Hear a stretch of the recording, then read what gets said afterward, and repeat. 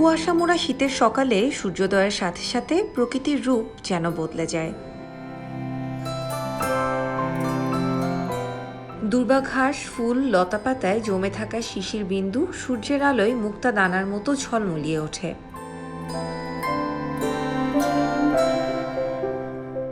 কিন্তু খেটে খাওয়া মানুষের জন্য এই শীতই আবার কাল হয়ে দাঁড়ায়। শৈত্যপ্রবাহের কারণে গত কয়েকদিন ধরেই উত্তরবঙ্গে জেঁকে বসেছে প্রচণ্ড শীত। সর্বনিম্ন তাপমাত্রা চলছে উত্তরের জেলাগুলোতে।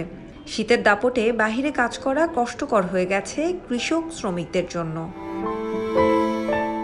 আজ 3-4 দিন ধরে খুব ঠান্ডা পড়ছে। এই ঠান্ডার মধ্যে কাজ করতে খুব কষ্ট হচ্ছে আমাদের। তারপরে আমাদের পেটের জন্য আসতে হচ্ছে কাজে।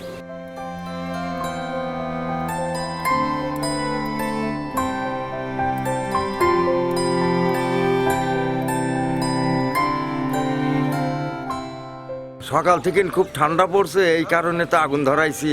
হ্যাঁ, সবলি আগুন তাপাচ্ছি। ঠান্ডার জন্য তো কাজ কামে যেতে পারছি না।